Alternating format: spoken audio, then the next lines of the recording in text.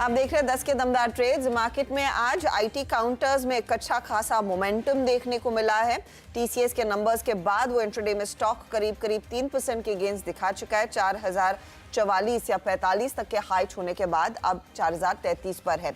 Nifty IT में इस लिहाज से तेजी बनी है। और आप देखिएगा विप्रो 3% ऊपर, एलटीआई माइंट्री 2.25% के गेंस पर, इन्फोसिस का काउंटर जो करीब 2% ऊपर है, और एचसीएल टेक पर भी आपकी नजरें होनी चाहिए क्योंकि एचसीएल टेक आज शाम को नतीजे पेश करेगा। हालांकि एचसीएल टेक नंबर से पहले थोड़ा सा शांत है, खुला या मजबूत था, ऊपरी लेवल से कुछ टेपर ऑफ करता हुआ दिखाई दिया है।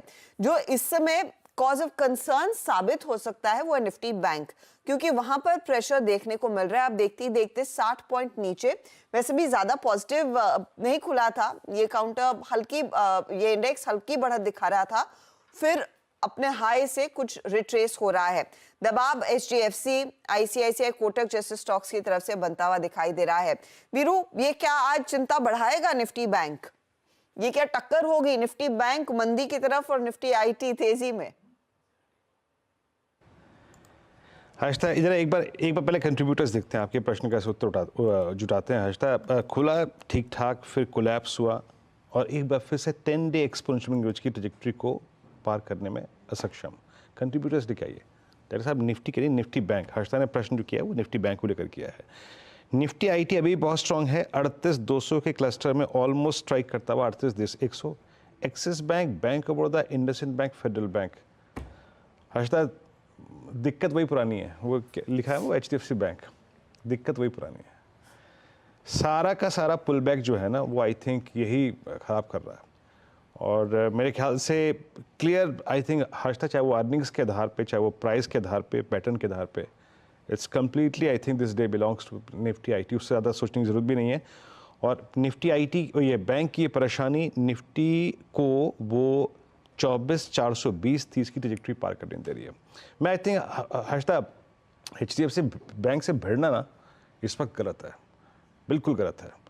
इसे छोड़ दीजिए कुछ दिन के लिए, देखते हैं क्या करेगा। लेकिन ट्रेड सेटअप हर्षिता अभी उसी 500 पॉइंट का है।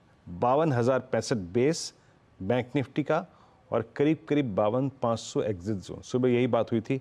बट आई थिंक हर्षिता, मैं निफ्टी आईटी पे कंप्लीटली फोकस कीजिए। आज आपके पास सेक्टर ऑफ द डे यही है हर्षिता। ओके, तो sector of the day undoubtedly Nifty IT, और इसी की चर्चा हम ठीक 9 बजे प्री ओपन के आसपास भी कर रहे थे। चले, हमारे साथ हमारे जानकार अब जुड़ गए हैं। एक तो प्रशांत सावंत और शिल्पा रावत पिछले शो से कंटिन्यू कर रहे हैं, और नए मेहमान जो हैं वो है कोटक सिक्योरिटीज के अमोल अठवले और एसबीआई सिक्योरिटीज के सुदीप शाह। आप चारों का स्वागत है। सुदीप, बताइए, जिस तरह का माहौल इस मार्केट में बना है इस समय, अच्छा सुदीप हमारे साथ अभी तक जुड़े नहीं हैं। अमोल, आपसे मैं शुरुआत करती हूँ। इस समय 2 फ्रेश ट्रेड लेने होंगे तो वो कहाँ रहेंगे? हर्षदा जी नमस्ते। आई थिंक एक मैं मेटल सेक्टर में से पिक कर रहा था, अभी तक चला नहीं है। कॉन्ट्रा बेट है ये वीक में, जेएसडब्ल्यू स्टील काफी टूटा है, एक करेक्शन है, बट मीडियम टर्म टेक्सचर अगर हम देखते हैं तो वो अभी भी पॉजिटिव साइड पे है। तो मैं सपोर्ट लेवल पे बाय देख रहा था, तो जेएसडब्ल्यू स्टील मुझे अच्छा लग रहा है पोजिशनल पॉइंट ऑफ व्यू से। 927 के आसपास मैंने पिक किया था। पोजिशनली टारगेट मुझे निकल के आ रहे 980 के, और स्टॉप लॉस उसका रहेगा 907 का। और दूसरा मैं एक रेंज ब्रेकआउट के साथ जाना चाहूंगा, जो मुझे एक इंडिगो अच्छा लग रहा है, 4362 के आसपास मैंने पिक किया था। पोजिशनली टारगेट निकल के आ रहे हैं 4575 के, और स्टॉप लॉस है उसका 4272। आई थिंक एक टेक्सचर बुलिश है, पॉजिटिव कंसोलिडेशन दिखा रहा है। अगर यही फॉर्मेशन शॉर्ट टर्म में कंटिन्यू रहता है तो आने वाले दिनों में इंडिगो में एक फ्रेश अप ट्रेंड देखने को मिल सकता है। चलिए, इस बीच हमारे साथ ये अमोल के 2 ट्रेड्स हो गए। हमारे साथ अब सुदीप शाह मौजूद हैं एसबीआई सिक्योरिटी से। सुदीप, क्या पिक कर रहे हैं आप? Good morning Veeru. फिर मुझे लग रहा है कि रेलवे स्टॉक में जो हिसाब से ट्रैक्शन है, तो मैं राइट्स के साथ जाना चाहूंगा कि एक अच्छे अप ट्रेंड में था स्टॉक। तकरीबन 600 से लेके 800 के आसपास स्टॉक 1.5-2 महीने में एक अच्छा मूव आया था। उसके बाद पिछले 3 दिन में स्टॉक ने थोड़ा हल्का सा करेक्शन, प्रॉफिट बुकिंग ऊपर से दिया था, और आज अपने 10 और 20 डेमा से वापस सपोर्ट लेके ऊपर जा रहा है। तो मुझे लग रहा है यहाँ पे राइट्स में एक अच्छा मौका बनेगा रिस्क रिवॉर्ड रेशियो के हिसाब से। तो 740 के स्टॉप लॉस है, 785 के टारगेट्स के लिए राइट्स में मेरी बाय रिकमेंडेशन रहेगी। और दूसरा स्टॉक जो मुझे पसंद आ रहा है वो है जीएमआर एयरपोर्ट्स इंफ्रा। तो जीएमआर में क्या हो रहा है कि पिछले 10-12 सेशन से स्टॉक 95 और 98 के बीच, 98 99 के बीच कंसोलिडेट कर रहा है। और पिछले सारे जो स्विंग हाइज है ना पिछले 6 महीने के, उसके ऊपर ये पूरा ट्रेजेक्टरी अभी ये ट्रेडिंग हो रही है स्टॉक में। मुझे लग रहा है एक अच्छा सा सेटअप यहाँ पे है। और 97 के स्टॉप लॉस से 104 के टारगेट के लिए जीएमआर इंफ्रा में बाय कर सकते हैं। ओके, तो जीएमआर इंफ्रा में एक अपॉर्चुनिटी और साथ ही साथ राइट्स में भी एक मौका इस समय बन रहा है। शिल्पा जी, आपका ट्रेड क्या रहेगा? 2 ताजे ट्रेड्स। जी, मेरा पहला यहाँ पे ट्रेड रहेगा। मुझे लगता है एफएमसीजी में वापस एक अच्छा खासा मोमेंटम है, तो यहाँ पे कोलपाल में रफली 4% के फ्रेश हुए एडिशंस हुए हैं, लॉन्ग बिल्टअप है। स्टॉक ट्रेड कर अराउंड 3047 फ्यूचर्स में। तो यहाँ पे मुझे लगता है कि एक अच्छे लेवल पे है, एक ब्रेकआउट पे है। ये आपको 3080 से लेके 3100 के भी मूव दिखा सकता है। स्टॉप लॉस आप यहाँ पे 3010 का रखिए, but Colpal is a very good buy मुझे लगता है आज के लिए। मेरा दूसरा बाय यहाँ पे रहेगा बाटा डेफिनेटली अगेन एफएमसीजी एक अच्छा खासा मोमेंटम दिखा रहा है। आप 1520 के स्टॉप लॉस से इसमें लॉन्ग जा सकते हैं for targets of 1585 to 1600। Okay, तो बाटा में भी एक मौका तेजी का इस समय बन रहा है। 1600 तक के लेवल्स आते हुए दिखाई दे सकते हैं। अब आते हैं प्रशांत पर। प्रशांत, बताइए आपका ट्रेड क्या रहेगा? तो हर्षा जी, मेरी भी फर्स्ट पिक कोलपाल थी, बट क्योंकि अभी जस्ट शिल्पा जी ने वो डिस्कस कर लिया है, मैं फर्स्ट पिक मेट्रोपोलिस के साथ जाऊंगा। करीबन 2070 पे ट्रेड कर रहा है। यहाँ पे स्टॉप लॉस रखेंगे 2025-2030 के बीच, और जो टारगेट होगा वो होगा 2140 का। ब्रेकआउट के ऑलमोस्ट रेंज पे, कगार पे, बाउंड्री पे मुझे लग रहा है ये ब्रेकआउट हो सकता है। और नेक्स्ट पिक मेरा होगा इन्फो एज नौकरी.com। यहाँ पे स्टॉप लॉस रखेंगे 6800 के जस्ट नीचे, टारगेट होगा 7050 का। ओके, तो मेट्रोपोलिस और इन्फो एज इनफैक्ट पिछले कार्यक्रम में भी कई दफ़ा रेकमेंड हो चुका है और उसी को फॉलो करना है। आज भी दिन भर 68-78 के लेवल्स पर इस समय ट्रेड करता हुआ। तो मानस ने दिया 4% ऊपर और अब प्रशांत का भी कन्विक्शन इन्फो एज पर इस समय बढ़ता हुआ दिखाई दे रहा है। कुल मिलाकर तेजी की पोजीशंस की तरफ ही हमारे जानकार इस समय बायस रख रहे हैं। लेकिन यहां से आगे मार्केट की रणनीति क्या होगी, आज का एक्शन कैसे पड़ना चाहिए, एंड बड़े पैमाने पर अगर आप देखें बजट तक एंड बजट के बियॉन्ड क्या रणनीति होनी चाहिए, उस पर बातचीत करेंगे। हमारे साथ जाने माने फंड मैनेजर और इकिगाई एसेट मैनेजर्स के फाउंडर और सीईओ पंकज टिब्रेवाल जुड़ रहे हैं। Pankaj, good morning. Pankaj, company का नाम मेरे को एकदम पसंद है। I've read that book. क्या उसी से इंस्पिरेशन मिली? यस हर्षद, अगर आप देखें तो ये बुक काफी क्लोज है एंड कंसेप्ट वाइज अगर आपके दर्शकों को बताऊं तो इसका मतलब है पर्पस ऑफ लाइफ। और अगर ये देखें इकिगाई होता क्या है, ये 4 चीजों का सम्मेलन है। What you are good at, what the world needs, what you are passionate about and what you can be paid for. And हमें लगता है कि लास्ट 2 डेकेड से हम इन्वेस्टर्स के लिए कंपाउंड कर रहे हैं वेल्थ, एंड यही हमारा इकिगाई है। And that's why the companies name हम लोग ने इकिगाई रखा। Absolutely brilliant. अब मार्केट में भी ऐसा कुछ इकिगाई मिलेगा क्या इस समय, अगर कोई नया निवेश के लिए उतर रहा है? पंकज, तो अगर आपका व्यू और निवेशक का अगर टाइम होराइजन लंबा है तो मार्केट हर समय आपको कुछ ना कुछ ऑफर करने के लिए रहेगा। बट इस समय हमें लगता है कि एज इन्वेस्टमेंट प्रोफेशनल्स हमें रिस्क मैनेजर ज्यादा, फंड मैनेजर कम होना चाहिए। बिकॉज लास्ट 2-3 साल मार्केट बहुत चैरिटेबल रहा है हर निवेशक के लिए। एंड कहीं ना कहीं मुझे ये फील हो रही है कि रिस्क अंडर एस्टिमेट किया जा रहा है हर पोर्टफोलियो में, और वैल्यूएशंस कहीं ना कहीं बहुत ऊपर आ गए हैं। अगर आज हम देखें तो हमारा मार्केट कैप टू जीडीपी 2007 में जो पीक किया था 150%, वहां पर वापस पहुंच गया है। एंड अगर हम फॉरवर्ड बेसिस पर भी देखें, specially mid and small caps, तो कई सेक्टर्स में एक बबल जोन, एक फ्रॉथी जोन डेवलप हो गया है। और यहाँ प्रॉब्लम यह है कि गलतियां होने की संभावना बहुत ज्यादा है। तो इस समय थोड़े से कॉशियस होके नेक्स्ट 12-18 महीना हमें ठीक से नेविगेट करना होगा मार्केट में। और हमें लग रहा है कि जो इस तिमाही के और नेक्स्ट तिमाही के नतीजे आएंगे वो थोड़ा स्लो हो सकता है। लास्ट ईयर अगर हम देखें तो NSE 500 कंपनियों ने करीबन 30% इंक्रीज किया मुनाफे में, बट इस साल हमें लगता है कि ये नंबर 30% से घटकर 13 से 15% के बीच में होगा। और जब ये नंबर होगा तो इस टाइप की वैल्यूएशंस को सस्टेन करना थोड़ा डिफिकल्ट हो सकता है मार्केट में। और हमें लग रहा है नेक्स्ट 6-8 महीने में चाहे क्या ट्रिगर होगा वो तो बाद में ही पता चलेगा हाइंडसाइट में, बट थोड़ा सा केयरफुल रहना चाहिए। कई सेक्टर्स, कई जोन जहां पर बबल वैल्यूएशंस हो गए। बबल वैल्यूएशंस के लिहाज से पंकज, आपको कौन सा वो एक सेगमेंट लग रहा है जहां से इस समय ही दूरी बना लेनी चाहिए? क्योंकि जो बड़ा ट्रिगर आएगा वो इनफैक्ट 2 हफ्तों में है।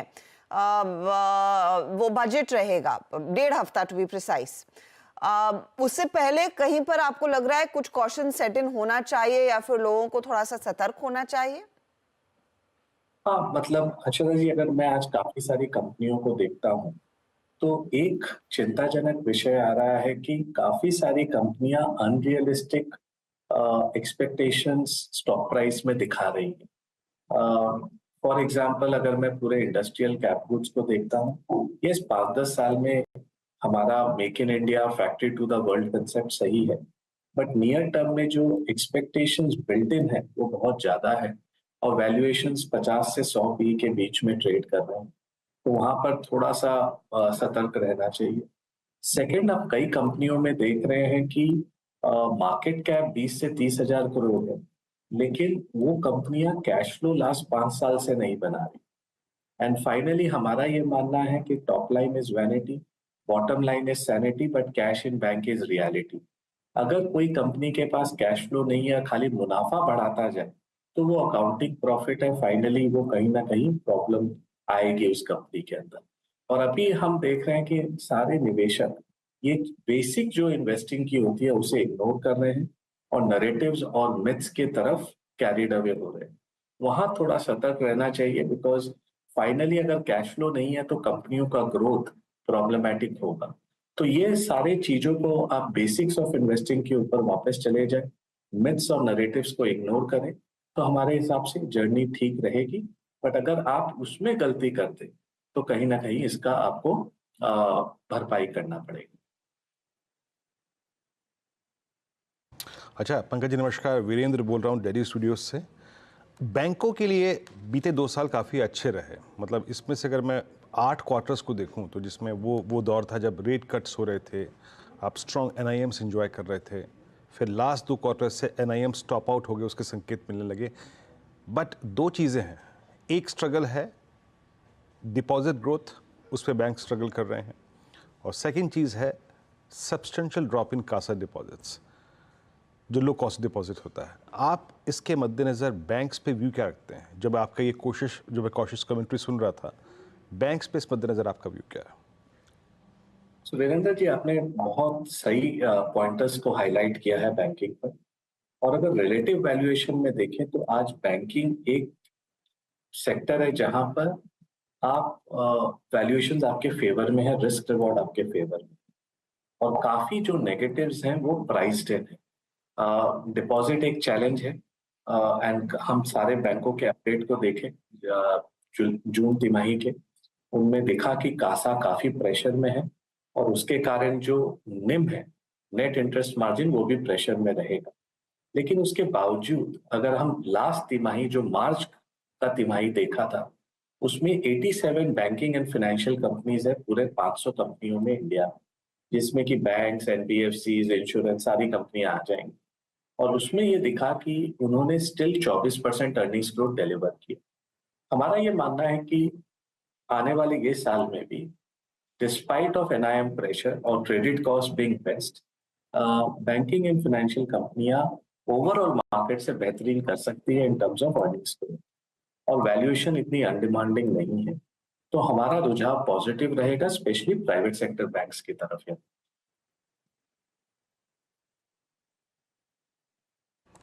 ओके, ये बैंक्स पे आपका व्यू है। अच्छा पंकज जी, साथ ही साथ थोड़ा सा बैंक्स के साथ साथ अब NBFCs की तरफ अपना जो हम इस बातचीत को लेकर चलते हैं। अब NBFCs में भी 2 तबके और थे, HFCs, दूसरा था गोल्ड फाइनेंस कंपनियाँ। गोल्ड फाइनेंस कंपनियों के पीछे गोल्ड की प्राइस में इजाफा ये बड़ा कारण था। और HFCs ने बीते 6 महीने में डोमिनेट किया, I mean chasing real estate and real estate ancillary. आपका व्यू इन दो स्पेस में उन लोगों के लिए जो अच्छा पैसा बना के बैठे हैं, क्या अभी भी यहाँ पर अपसाइड बाकी है या फिर एक रीजनेबल प्राइस है प्रॉफिट्स को कैश में कन्वर्ट करने के लिए? वरिंदर जी, अगर आप देखें तो मेरे हिसाब से HFC जो है एक ग्रोइंग सेक्टर है और हमें लगता है कि यहाँ पर डिमांड फॉर लोन काफी स्ट्रॉन्ग रहने वाला है आने वाले फ्यू सालों में। और रियल एस्टेट पर हमारा रुझाव पॉजिटिव है अंडरलाइन। हमें लगता है कि हम मिडल ऑफ द साइकिल में है, एंड ऑफ द साइकिल में नहीं है, और 4-5 साल की रियल एस्टेट में तेजी और चल सकती है। अगर अंडरलाइन व्यू पॉजिटिव है और डिमांड फॉर लोन अगर ग्रो किया तो जो भी housing finance companies, obviously risk आपको देखना पड़ेगा किन कंपनियों में क्या रिस्क है और वैल्यूएशन रिस्क कहाँ पर सबसे ज्यादा है। अगर उसको आप सिक से संभाल लिए तो ये एक स्ट्रॉन्ग ग्रोथ एरिया रहा है। इवन बैंकों के लिए भी अगर आप देखें कि कौन से पोर्शन उनके लोन ग्रोथ में सबसे ज्यादा है, तो वो एक हाउसिंग दिखता है, एक पर्सनल लोन दिखता है, कॉर्पोरेट क्रेडिट आज भी सबड्यूड है। तो हमें लगता है कि हाउसिंग फाइनेंस कंपनियां काफी ठीक कर सकती है। लेकिन पूरे NBFC सेक्टर में अगर आप देखें तो वैल्यूएशन इतने रीजनेबल नहीं है, काफी महंगे हैं। और कहीं ना कहीं एक चीज लोग मार्केट इग्नोर करते हैं कि अगर आप RBI का एनुअल रिपोर्ट देखो तो उन्होंने एक चीज मेंशन किया है कि जिस तरह बैंक्स में CEO के अपॉइंटमेंट के लिए बैंक बोर्ड को RBI से अप्रूवल लेना पड़ता है, आज वो HFC और NBFC में वो चीज नहीं हो सकता है। उन्होंने अपने एनुअल रिपोर्ट में लिखा है कि आने वाले समय में ये चीज उनके लिए भी आ सकती है। तो ये अगर आया तो थोड़ा रेगुलेटरी ओवरहेड हो सकता है, and over a period of time ये चीज हमें नजरअंदाज नहीं करनी चाहिए। पंकज, जब आज के पर्सपेक्टिव से टेक्नोलॉजी कंपनियों में एक अच्छा खासा रुझान बना है, आई एम श्योर आपने TCS की कॉन्फ्रेंस कॉल के डिटेल सुने हैं या पढ़े हैं। कंपनी अभी भी ये नहीं कह रही है कि द वर्स्ट इज ओवर, हालांकि उसके कुछ साइंस ड्रॉप करने लगी हैं। क्या इनके नंबर्स जो कांस्टेंट करेंसी ग्रोथ आई है, आई एम श्योर आप स्पेसिफिकली कंपनी पर कमेंट नहीं करना चाहेंगे, अगर कर सकते हैं तो प्लीज गो अहेड। सिग्नल्स है कि परहैप्स ये रेवेन्यू जो बॉटम आउट होना था वो मामला हो चुका है, अब यहाँ से कुछ टेलविंड्स ही पकड़ेंगी ये कंपनियां और कुछ बेहतरी देखने को मिल सकती है IT में? ये सशता जी, अगर आप देखें तो हमें ये उम्मीद थी कि ये क्वार्टर इतना स्ट्रांग नहीं रहेगा IT कंपनियों में, बट इंक्रीमेंटल हमारा चैनल चेक्स ये सजेस्ट कर रहा है अक्रॉस द, और जो भी डेटा पॉइंट्स हम यूरोप और US से देख रहे हैं कि इंक्रीमेंटल डिमांड पिकअप होना स्टार्ट होना चाहिए। और वो कल TCS की कमेंट्री में भी हमने सुना कि ओवरऑल सेक्टर में पिकअप स्टार्ट हुआ है। कई सेक्टर जो BFSI और बाकी सबड्यूड थे, वहां पर उम्मीद है कि आने वाले तिमाहियों में बेटर होगा। और अगर ओवरऑल सेक्टर की वैल्यूएशंस को देखें तो इतनी महंगी नहीं है रिलेटिव टू द मार्केट। लेकिन एक चीज ध्यान रखने की है कि इन कंपनियों में single digit earnings growth overall sector का रहेगा, बिकॉज उनकी बेस काफी बड़ी है। उस बेस पर और ग्रोथ लाना थोड़ा सा चैलेंज हो सकता है, बट एक भाव पर सेक्टर अट्रैक्टिव है, बिकॉज ये एक सेक्टर है जो कैश फ्लो निकालता है, एंड कैश प्रोड्यूसिंग कंपनियां हैं, वेरी स्ट्रॉन्ग कंपनियां। तो कोई भी कंपनी जब आपको 4 से 5% फ्री कैश यील्ड पर मिले, वो खराब के मार्केट में ही मिल सकती है जब डिमांड एनवायरनमेंट खराब हो, लेकिन वो कैश फ्लो आपको एक डाउनसाइड प्रोटेक्शन दे देती है। तो ये हिसाब से अगर देखें तो IT नेक्स्ट 12-18 महीने से एक सेफ जोन है जहां पर आपको रिस्क कम है। आज के मार्केट में मेरा ये रुझाव है कि capital preservation should be more than capital appreciation. अगर आप कैपिटल प्रिजर्व कर लिए इस साइकिल में, तो आने वाले साइकिल में आप पार्टिसिपेट कर सकते हो। तो गलतियां कम करनी है, कैपिटल प्रिजर्व करना है, उस अगर माध्यम से देखो तो IT एक सेफर जोन लगता है। हाल फिलहाल में ये हाइब्रिड गाड़ियों को लेकर काफी ज्यादा interesting view points Uttar Pradesh में आए। ऑफ कोर्स वो शायद पॉलिसी और रिवाइज होगी, रिफाइन होगी, लेकिन ये ईवी वर्सेस हाइब्रिड की जो जंग छिड़ी थी और उसमें क्लियरली वो हाइब्रिड के केस में मारुति की सेल्स पिकअप होने लगी courtesy the tie-up they've done with Toyota, वो बहुत सही बैठा था।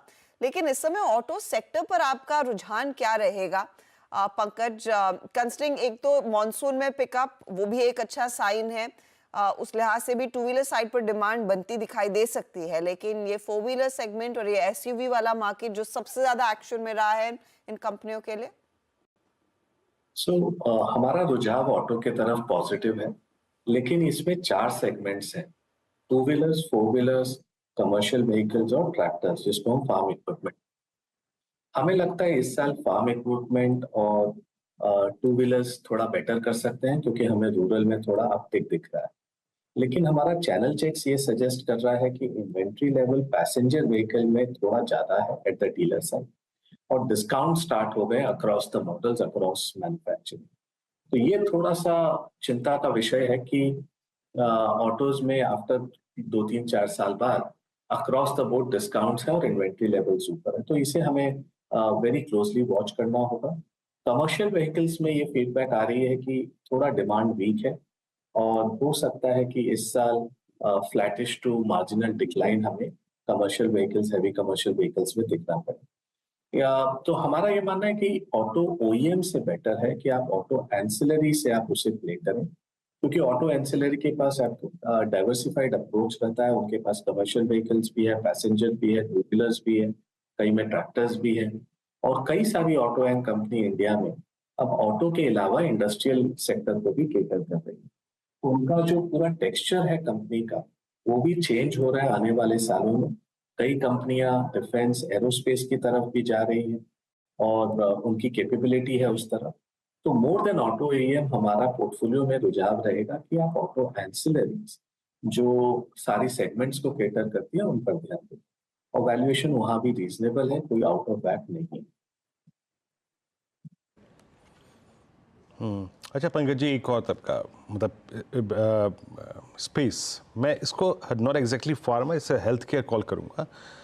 Post Covid specially I think 2-3 चीज़ें हुई हैं। एक, हालांकि उस टाइम तो कोविड रेवेन्यूज़ थे और जो कोविड जिन कंपनियों का कोविड मेडिसिन पोर्टफोलियो था वो अच्छी कर रही थी, बट उसके बाद फार्मा में अंडर परफॉर्मेंस थी।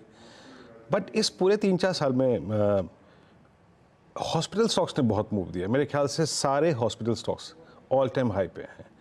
डायग्नोस्टिक में प्राइस वॉर थी, लेकिन अब थोड़ी सेटल हुई है, प्राइसेस विजिबल है कि इंक्रीज हो रहे हैं, स्टॉक्स पे इम्पैक्ट भी है, और इंक्लूडिंग फार्मा। इन 3 स्पेस पे विद इन अ बास्केट आपका व्यू क्या इस वक्त? वीरेंद्र जी, अगर आप देखें तो हमारा फार्मा और हेल्थ केयर के तरफ रुझाव पॉजिटिव है। पहले फार्मा को लेते हैं, तो ऑब्वियसली डोमेस्टिक मार्केट काफी अच्छा कर रहा है, और मंथ ऑन मंथ जो डेटा आपको दिखता है AICD का और बाकी एजेंसियों, वो ये पॉइंट कर रहा है कि डोमेस्टिक डिमांड जो फार्मा की है वो हाई सिंगल डिजिट से ग्रो कर रही है, एंड कई कंपनियां उसको बीट कर रही हैं। सो डोमेस्टिक एक कैश काउ है और कई सारी कंपनियां डोमेस्टिक मार्केट में अच्छा काम कर रही हैं।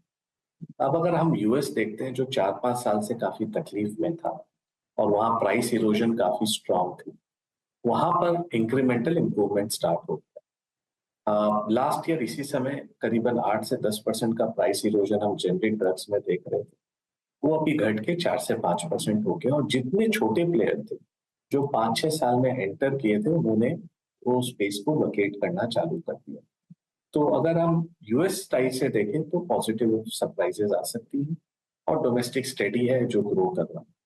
तो यहाँ पर अर्निंग्स ग्रोथ की संभावना जो लास्ट 4-5 साल से सबड्यूड थी, और हमने लास्ट 12 महीने में भी देखा वो अर्निंग पॉजिटिव सरप्राइज आई, और हमारा मानना है कि 12-18 महीने में भी यहाँ पर स्टेडी ग्रोथ आपको दिखना चाहिए, और वैल्यूएशंस अपने फेवर में है, कोई आउट ऑफ बैक। दैट्स एक साइड। सेकंड, हम आते हैं हॉस्पिटल्स में। इस सेक्टर में निवेश करने के लिए आपको थोड़ा लॉन्गर टर्म होराइजन रखना होगा, बिकॉज इंडिया में पेनिट्रेशन आज भी हॉस्पिटल्स पर बेड अगर देखें तो one of the lowest in the world, और ये ग्रोथ सेक्टर है। बट नियर टर्म में सारी कंपनियां हॉस्पिटल स्पेस में काफी सारा कैपिटल एडिशन कर रही हैं, चाहे वो ब्राउन फील्ड हो या ग्रीन फील्ड, और हमें लगता है कि नेक्स्ट 3 से 4 साल में जो आज की एग्जिस्टिंग कैपेसिटी है उसमें करीबन 70% से बढ़ोतरी होगी। मतलब इंक्रीमेंटल नया कैपेसिटी 70% और ऐड होगा जो आज की कैपेसिटी। सो एक नियर टर्म में थोड़ा सा प्राइसिंग प्रेशर और यूटिलाइजेशन प्रेशर आ सकता है, बट अगर इस सेक्टर को आप लंबे समय तक देखो तो इस सेक्टर में काफी पोटेंशियल है because of the under penetration of the health care side. तो हमारा मानना है कि अगर इसको रखना भी है तो उन कंपनियों के साथ रहना है जहाँ कैपिटल एलोकेशन अच्छी है, वो अच्छे ज्योग्राफीज में जाके अपना नया हॉस्पिटल्स या सेंटर्स खोलूँ और कैपिटल एलोकेशन पर फोकस है। बिकॉज ये चीज में आपको अपफ्रंट इन्वेस्ट करना है, लेकिन जो आपकी रेवेन्यू है over a period of time जब हॉस्पिटल चल पड़ता है तब आपको उसकी बेनिफिट दिखती है। तो ये सेक्टर को हम थोड़ा सा, आज वैल्यूएशन महंगा है, थोड़ा सा केयरफुली देखेंगे, लेकिन इसे अगर लंबे समय तक रखना है तो ये एक सेक्टर अच्छा लगता है। So overall health care space में अगर हम देखें, सम अप करें तो हमारा रुझान पॉजिटिव। बहुत बहुत शुक्रिया पंकज हमारे लिए समय निकालने के लिए and have a great weekend. Thank you Arshita. चलिए मार्केट पर एक बार फिर लौटते हैं और एक ट्रेड आपकी स्क्रीन पर रखना चाहते हैं, वो है दरअसल एवेन्यू सुपरमार्ट। जब हम पंकज से बातचीत कर रहे थे, स्टॉक में एक अच्छा खासा मोमेंटम आता हुआ दिखाई दिया, करीब 1.1% के गेन्स बनते दिखाई दे रहे हैं, मोमेंटम में है। अमूल कल नंबर्स आएंगे, उससे पहले कुछ चाल इसकी बेहतर होने लगी है, क्या खरीदना चाहिए स्टॉक? मोमेंटम में है, आई थिंक एक रेंज से बाहर निकल रहा है। आज का डे हाई इंपॉर्टेंट रहेगा, अगर ये 5000 के ऊपर कंसिस्टेंटली ट्रेड होता है तो मुझे लगता है ये मोमेंटम और बढ़ेगा। ऑन द फ्लिप साइड आज का 4900 या आज का डे लो ये एक इम्पॉर्टेंट सपोर्ट लेवल रहेगा। अगर उसके ऊपर रहता है तो आई थिंक चांसेस है कि ये स्टॉक आने वाले दिनों में एक फ्रेश अपट्रेंड रैली दे सकता है। ओके, एक फ्रेश अप ट्रेड की गुंजाइश यहाँ पर बनती हुई दिखाई दे सकती है, एक अपॉर्चुनिटी यहाँ पर साफ देखने को मिल रही है। अच्छा, एक तो और ट्रेड मैं आपके सामने रखना चाहती हूँ और फिर ऑफ कोर्स हम रोहन की तरफ बढ़ेंगे। Sudeep, very quickly, L&T finance में थोड़ा थोड़ा करके मोमेंटम आ रहा है। सुबह में हम श्रीराम फाइनेंस की बात कर रहे थे, चोला इन्वेस्टमेंट देखा, लेकिन एल&टी फाइनेंस के आपके रेडार पर आया है? हर्षदा जी, एल&टी फाइनेंस को यदि हम देखें ना तो एक अच्छा मूव जून में आ चुका था। 190 तक जाने के बाद स्टॉक ने थोड़ा करेक्शन दिया, थोड़ा प्रॉफिट बुकिंग आया, लेकिन ये 10 और 20 दिन का जो मूविंग एवरेज का जो कन्फ्लुएंस स्टॉक अभी यहीं पे ट्रेड कर रहा है। मुझे लग रहा है एक ओवरऑल अपट्रेंड में ये एक रिवर्सल यहाँ पे आ रहा है। यहाँ जो रिटेस्ट करना था सपोर्ट जोन, और जब तक ये 179 180 ये जोन होल्ड करेगा तब तक चांस है कि ये 190 194 तक वापस चले जाए। तो अगर किसको भी, मतलब किनको बाय करना है तो this is the best place की सबसे बेहतर रिस्क रिवॉर्ड रेशियो यहीं पे बनेगा। तो 180 या 179 के स्टॉप लॉस के साथ यहाँ पे लॉन्ग कर सकते हो। एक मौका मिल रहा है यहाँ पर तेजी की पोजीशन लेने का। 180 का स्टॉप लॉस जरूर लगाइएगा इस ट्रेड में। चलिए, लेकिन आज मारुति का स्टॉक फिर से थोड़ी सी नरमी दिखा रहा है, यहाँ पर कुछ कुछ मुनाफा वसूली जोर पकड़ती हुई दिखाई दी है। 1.5% का नुकसान, और नुकसान की वजह यह है कि यूपी में सभी हाइब्रिड गाड़ियों को रोड टैक्स में छूट नहीं मिलने वाली है। महंगी हाइब्रिड गाड़ियां छूट के दायरे से बाहर रहेंगी, और महंगी यानी कि 20 लाख के ऊपर की। सूत्र हमें कह रहे हैं कि यूपी सरकार जल्द इस पर आगे और सफाई जारी कर सकती है। ज्यादा डिटेल्स और रोहन से समझ लेते हैं। आने वाले कुछ दिनों में एक क्लैरिफिकेशन आ सकता है यूपी गवर्नमेंट की तरफ से। जो पॉलिसी है वो तो एज इट इज़ रहेगी, लेकिन उसके लिए एक प्राइस लिमिट सेट की जा सकती है। लगभग जो अनुमान लगाया जा रहा है, लगभग 20 लाख तक की जो हाइब्रिड गाड़ियां हैं वहां तक तो रोड टैक्स की छूट मिलेगी, लेकिन ऐसा नहीं होगा कि बहुत जो महंगी गाड़ियां हैं 40 लाख 50 लाख जो टॉप वेरिएंट्स हैं उसमें शायद इनको बाहर किया जाएगा। हालांकि इसमें एक फाइनल डिसीजन लेना बाकी है, लेकिन जो यूपी गवर्नमेंट के जो सूत्र हैं उनका कहना है कि वो एक सर्टेन लिमिट तक ही ये एग्जाम्पशन देना चाहते हैं और एक सर्टेन टाइम फ्रेम तक ही ये देना चाहते हैं, और इसको लेकर बहुत जल्दी एक क्लैरिफिकेशन तैयार हो रहा है। इसमें बता दें कि कल एक बहुत ही महत्वपूर्ण बैठक हुई थी जिसमें यूपी सरकार के जो तमाम आला अधिकारी हैं वो तो थे ही, साथ ही मारुति, टाटा मोटर्स, महिंद्रा, होंडा, इस तरह के जो तमाम कंपनी हैं उनके रिप्रेजेंटेटिव थे, और एक पूरा डिवाइडेड हाउस था। ऑटो कंपनियां एक मत नहीं थी इसमें। मारुति और टोयोटा तो बिल्कुल एक इसके पूरे फेवर में थी कि एक तरह का रूल होना चाहिए, सभी गाड़ियों पर एग्जाम्पशन मिलना चाहिए, लेकिन कुछ जो टाटा मोटर्स और बाकी कंपनियां हैं उनकी तरफ से ऑब्जेक्शन किया गया कि अगर इतना आप दे देंगे तो फिर शायद आपके पास बहुत समय तक सस्टेन करने के लिए नहीं रहेगा और जो बाकी जो प्योर ईवी का मिशन है वो प्रभावित होगा। तो उसके बाद काफ़ी डेलिब्रेशन हुए, डिस्कशन हुए, तो एक आने वाले दिनों में एक क्लैरिफिकेशन आ सकता है, एक प्राइस लिमिट सेट की जा सकती है लगभग 20 लाख तक की। लेकिन जब तक ये क्लैरिफिकेशन नहीं आता है तब तक ये पॉलिसी एज इट इज रहेगी, तब तक फायदा उठाया जा सकता है। अगले कुछ दिनों में हम उम्मीद करते हैं कि एक लिमिट तय कर दी जाएगी यूपी गवर्नमेंट की तरफ से। शुक्रिया रोहन आपका। तो as of now I think जैसे कि कह रहे थे कि रोहन उस बैठक में बटी हुई थी कंपनी और बटना लाजमी भी है। आई थिंक सब अपने हित के बारे में सोचते हैं, but as of now I think M&M थोड़ी सी रिकवरी मोड में है।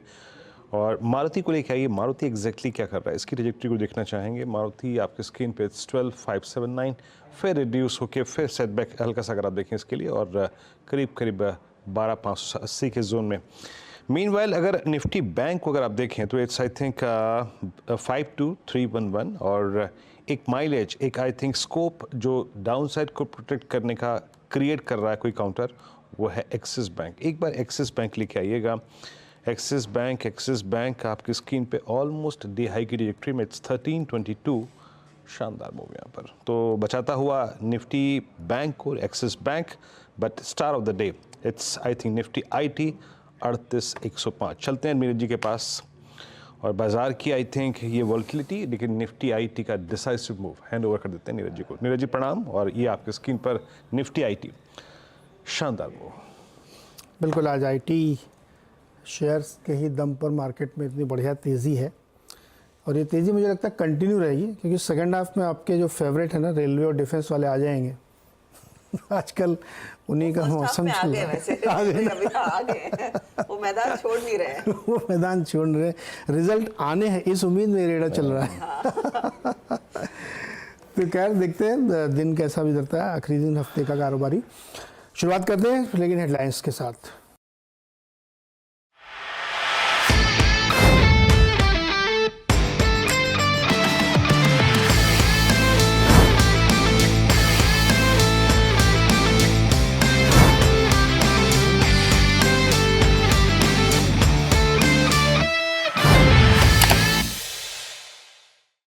बता दें कि मनी कंट्रोल पर दिए गए विचार एक्सपर्ट्स के अपने निजी विचार होते हैं। वेबसाइट या मैनेजमेंट इसके लिए उत्तरदायी नहीं है। यूजर्स को मनी कंट्रोल की सलाह है कि कोई भी निवेश निर्णय लेने से पहले सर्टिफाइड एक्सपर्ट की सलाह लें।